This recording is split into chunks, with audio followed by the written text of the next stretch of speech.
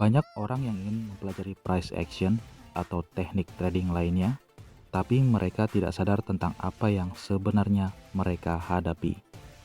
Trading forex, komoditas, dan kripto, serta saham adalah aktivitas jual beli sehingga terjadi penawaran serta permintaan atau supply and demand. Tentunya dalam hal ini yang bertransaksi adalah para bank, institutional trader, dan lain-lain. Sedangkan kita harus melalui broker, di mana tidak semua broker meneruskan order kita ke market. Bahkan banyak yang bertindak sebagai bandar, bahkan termasuk broker yang teregulasi. Jadi broker tersebut meminjam chart dari pergerakan market, tapi itu tidak masalah selama broker yang Anda gunakan membayar profit Anda. Jadi kita di sini, khususnya saya, hanya melihat fenomena yang terjadi di market serta memanfaatkannya untuk mendapatkan profit. Naik turunnya harga adalah cerminan dari perilaku pasar, dan tentunya bisa kita mengerti dan pelajari. Tidak selalu harga bergerak naik atau turun, ada fase di mana harga terkonsolidasi. Hal ini terjadi ketika para pelaku pasar mencapai titik keseimbangan atau equilibrium. Para pelaku pasar akan melihat sesuai sudut pandang mereka masing-masing.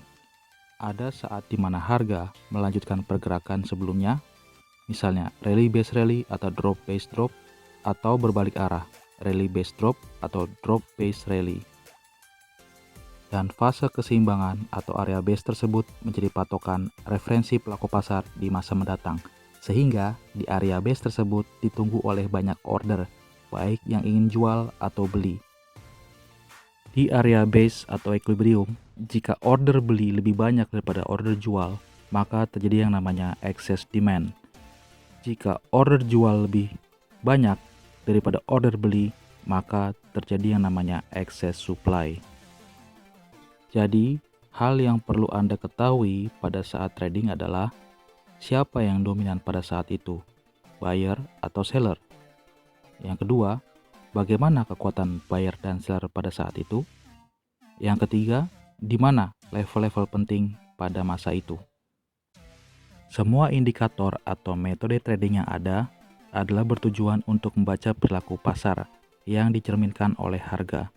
Sayangnya, banyak orang yang mempelajari metode atau teknik trading tanpa mempelajari perilaku pasar saat itu, sehingga terjebak dalam mentalitas judi dan gonta-ganti metode trading dan lain-lain. Oke, sekarang kita di pair USD CAD ya. Saya melakukan sell di situ ya. Kita lihat nanti ya, saya akan jelaskan kenapa saya melakukan sell ya. Tapi terlepas dari itu, kita lihat di sini ya, chart ini. Kita lihat di sini ada naik ya, buyer masuk ya. Buyer masuk sehingga menembus yang namanya resisten ini. Oke.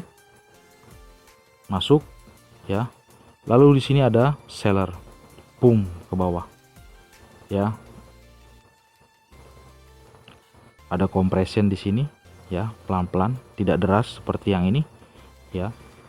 Untuk menjemput ya order. Ya, di sini sebenarnya ada logikanya ya. Ketika Anda melihat harga naik seperti ini ya, kita akan melihat history ya. Para trader ya, penjual apapun akan melihat history ya. Berapa sih harga sebelumnya, rata-rata sebelumnya ya. Ini bertahan di area resistance ini ya, sehingga ke depannya ya dia akan melakukan menunggu harga turun ke bawah. Jadi selalu mencari harga terbaik ya. Oke, ini buy ya. Saya mau buy juga ya. Tapi di mana posisi yang bagus ya? Ya, jadi di sini kita lihat bahwa banyak yang namanya trader sedang menunggu di posisi ini untuk buy ya. Jadi sehingga harga naik, tapi ya tidak bisa mengalahkan seller yang ada di sini. Yang ini ya, naik, turun ya, ini ada resisten ya.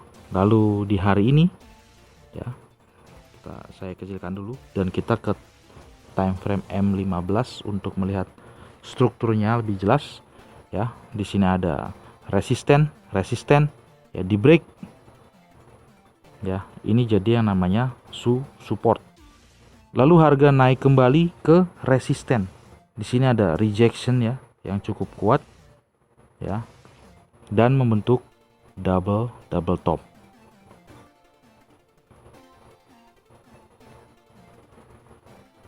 Ya, kita besarkan dulu ya candlenya. Oke, ya.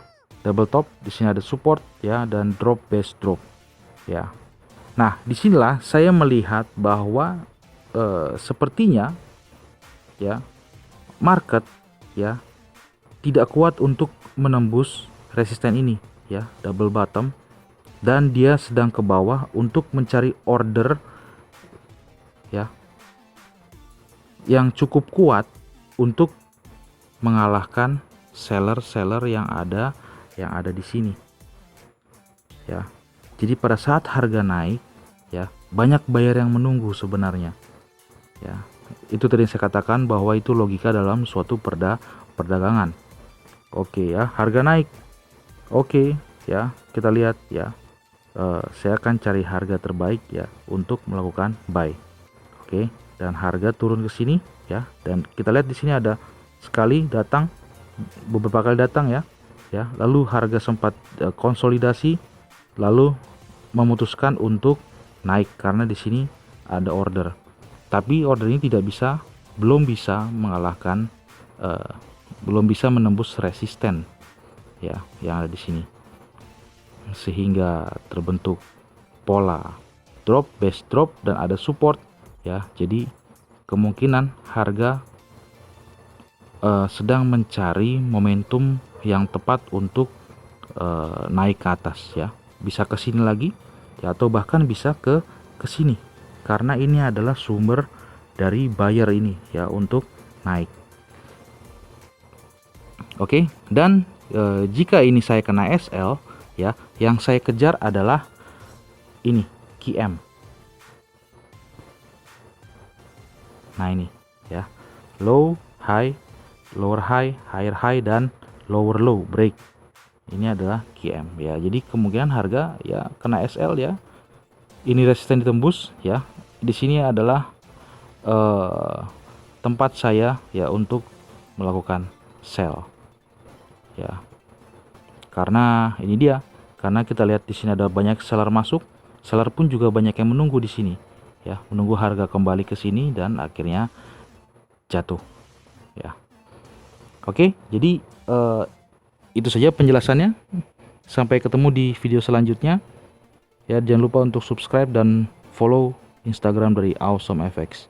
Terima kasih, sampai bertemu di video selanjutnya.